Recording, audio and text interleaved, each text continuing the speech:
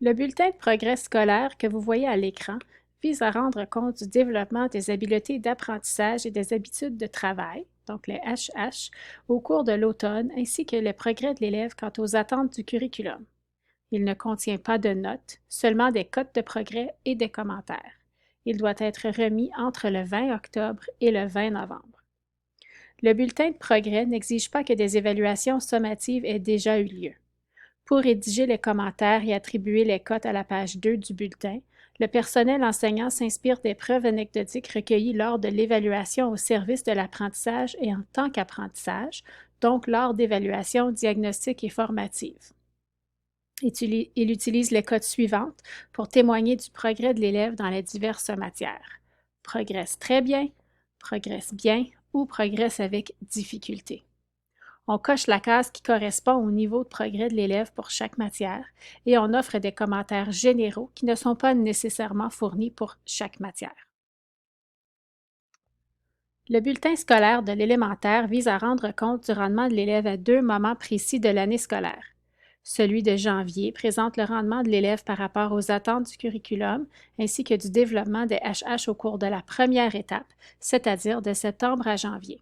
Il doit être remis entre le 20 janvier et le 20 février. Celui de juin rend compte du rendement de l'élève par rapport aux attentes du curriculum et du développement des HH pendant la deuxième étape, de février à juin. Le second bulletin scolaire contient les notes de la première étape et celles de la deuxième étape afin de constater le progrès de l'élève. Il doit être remis à la fin du mois de juin. En septième et huitième, le bulletin est semblable, sauf qu'il contient des notes et des niveaux de rendement ainsi que la médiane du groupe. Généralement, la remise des bulletins est accompagnée d'une soirée de rencontre des parents afin de faciliter les échanges entre les parents et les enseignants. La politique du ministère de l'Éducation de l'Ontario vous donne des instructions détaillées au sujet des bulletins. Nous mettrons de côté les instructions qui portent sur l'introduction et l'assiduité, mais je vous encourage à les consulter. Le bulletin scolaire rend compte du rendement par rapport aux attentes de chaque matière et ou domaine d'étude en attribuant une cote avec un plus ou un moins, le cas échéant. Les 4 niveaux sont décrits directement dans le gabarit du bulletin et correspondent aux 4 niveaux retrouvés dans les grilles d'évaluation. Il s'agit donc de fournir une cote globale qui reflète les évaluations réalisées au cours de l'étape rapportée dans le bulletin. Certaines cotes peuvent varier selon les matières. De plus, certaines matières, par exemple langue autochtone, ne s'appliquent pas toujours. Vous devez donc évidemment remplir seulement les sections qui s'appliquent aux matières que vous avez enseignées. Certaines matières, comme le français ou les mathématiques, comportent plusieurs domaines. Par exemple, en anglais, on voit communication orale, lecture et écriture. Vous devez fournir une note pour chacun de ces domaines. Il est important de noter aussi que la politique du ministère de l'Éducation fournit des consignes particulières concernant le programme ALF et le programme PANA. Il y a certaines cases à cocher et certains énoncés à inclure dans la section des commentaires dans ces cas. C'est la même chose pour les élèves qui ont des PEI. Il est important de reconnaître que la notation est subjective. On peut en assurer la validité en s'assurant d'obtenir plusieurs preuves d'apprentissage qui sont variées et recueillies sur une longue période de temps. On se base sur la triangulation pour fournir un aperçu fiable et pertinent du progrès de l'élève et de ce qu'il peut faire pour s'améliorer. Les cotes sont accompagnées de commentaires.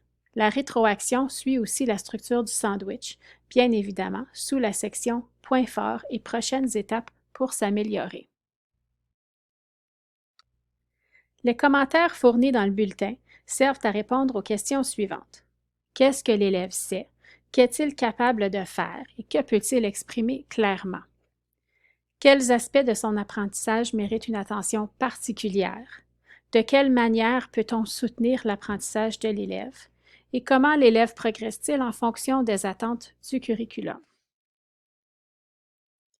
Selon le guide d'accompagnement de l'AEFO, les commentaires efficaces sont personnalisés, sont destinés aux parents pour les informer de ce que leur enfant sait et peut faire et leur fournir une rétroaction claire, pertinente et précise, sont écrits dans un langage usuel en utilisant un vocabulaire compris par l'élève et les parents plutôt que la terminologie commune au milieu scolaire, communiquent un message clair, cohérent, précis et pertinent, sont constructifs, donc rédigés sur un ton positif et non dénigrant, évitent de reprendre les énoncés des attentes et des contenus d'apprentissage du curriculum, évitent d'utiliser les descripteurs des niveaux de rendement de la grille d'évaluation telle qu'elle, évite de trop s'étendre au risque de diluer le message essentiel et explique les prochaines étapes clés qui permettraient à l'élève de s'améliorer. Cependant, il n'est pas obligatoire de fournir des commentaires pour toute la matière. Vous pouvez les insérer là où ils seraient les plus utiles. Il existe aussi des ensembles standardisés de commentaires. Ceux-ci vous seront fournis au besoin par la direction ou le conseil scolaire puisqu'ils peuvent varier d'un établissement à l'autre.